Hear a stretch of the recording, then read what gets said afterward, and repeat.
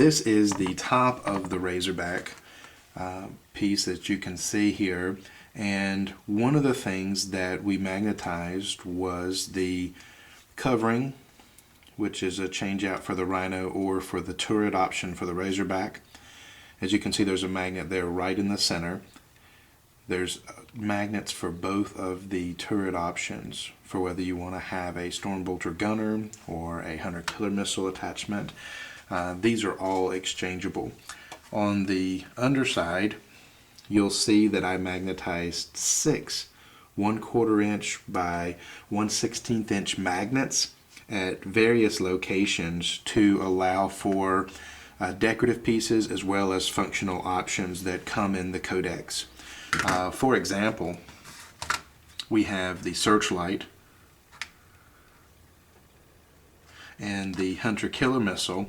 What I did with the Hunter Killer missile was I cut off the stand because I had an idea for a new way to mount it, and simply drilled a 1/8 inch magnet by 1/16 into the center there, and I used this magnet on the back 45-degree panel for its mounting. And I just think that is really a spectacular location. It gives it a nice 45-degree angle arch to indicate its significant range. Once it's used, if you wanted to, you could take it off to show that its one shot has been taken and no longer there, or you can mount it in other places. Because there are 6 top turret locations, and in essence, if you wanted to, you could take this turret piece and magnetize it on the bottom, and then it would allow it to magnetize to the turret option, which is how it comes in the sprue for regular mounting specifications. So we've got 6 spots on top that allow for the options to be magnetized now and later options. But for the codex, you have the spotlight. This is one of the decorative pieces. A nice radar, but I like that it turns. Really makes me just enjoy the modeling of it. So the options that we have that we'll be mostly using are the Searchlight and the Hunter Killer missiles for the top of the Rhino. At this point, we'll talk a little bit later about the turret options and how we magnetize those, because that is a fun topic. But one of the things that I wanted to show you is that I always green stuff over the magnets once they're in place. And you want to be careful not to green stuff too much on top of the magnets or on either sides, because it will affect the mounting of the top flush to the chassis of the Rhino model. The next question that I had was, how do you get the magnets for your turrets and for your hull pieces, your hull covers? And what I used was the piece from the sprue. And I cut out a sample or a template and marked it where the screws, where the drill would go for the magnets for different options. And then I cut out those pieces. And when I placed it in for the hull cover, I centered it with the 2, you can see I used the little mounting brackets there, hinge markers, and then centered it with the vehicle. And that's where I put my base screw for the magnetization. This allows me to have a center point so that when I mount the magnet to the hull cover, I simply center it in the model by the brackets and the center of the piece. And this allows a very simple way to have consistency with your hull covers and where the magnets go so that they match up accurately. And that's a nice fit. It does not fall. The magnets I'm using are the 1/8 by 1/16. Very appropriate for this size of plastic and amount of hold that you want to have. Then, because there was an empty space, I went ahead and took another sprue piece and mounted it across. And this is purely decorative to give it a nice flush appearance and no spaces. I didn't want the magnet that close to the top. It allows too much room for error. I wanted to have a marking on the vehicle for consistency. And then I repeated the process. Same piece, template from the sprue, centered the markings, and of course I use my template, so I have those already for every vehicle from now on, and Then I put the 2 sprue pieces, same size on either side, just to give it a more aesthetically pleasing look to the top when you are changing out your turrets. I like that a lot. I think it's a great option for magnetizing the top of your Rhino.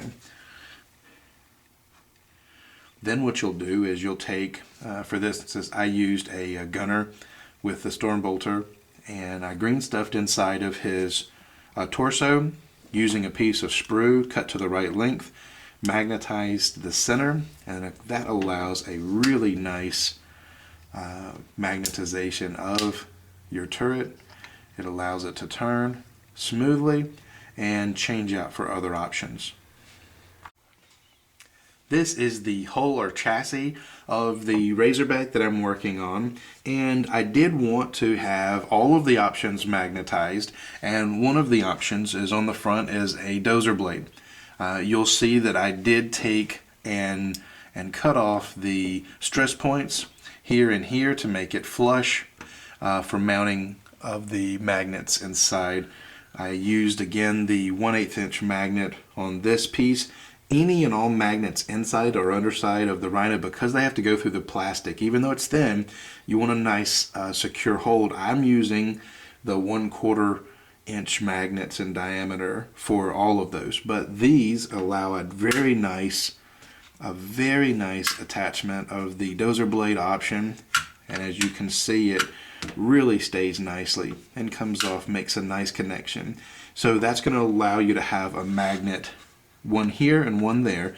Again, green stuff, it allows you to not worry about the adhesiveness of the glue wearing out over time. The green stuff will harden and keep your magnets in place for a long time.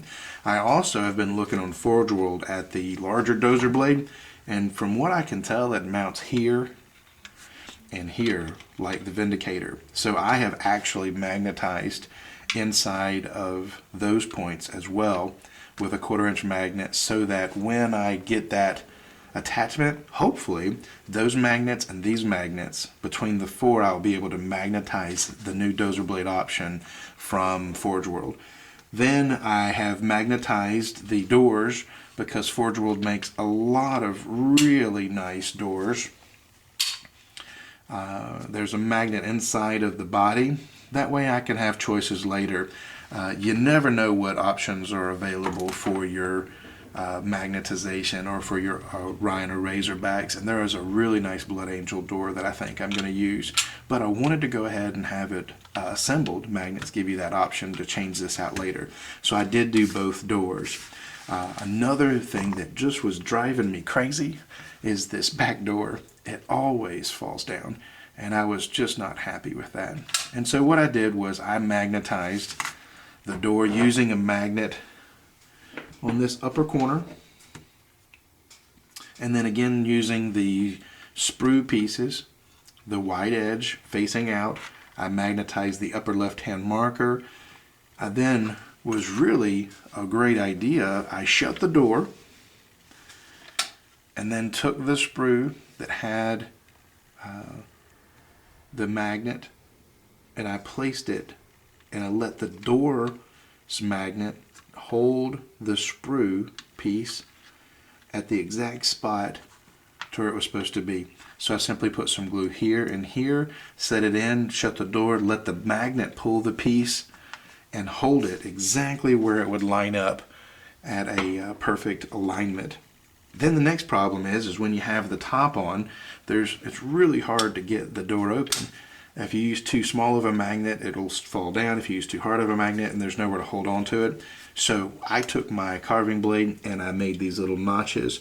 They'll be invisible once it's painted, but it does give me a nice point of access to grab it with my thumbnail when I'm opening the doors, and allow me to have somewhere to open the door. So my doors will no longer flop down in the middle of gameplay when unnecessary to have my guys exposed to fire.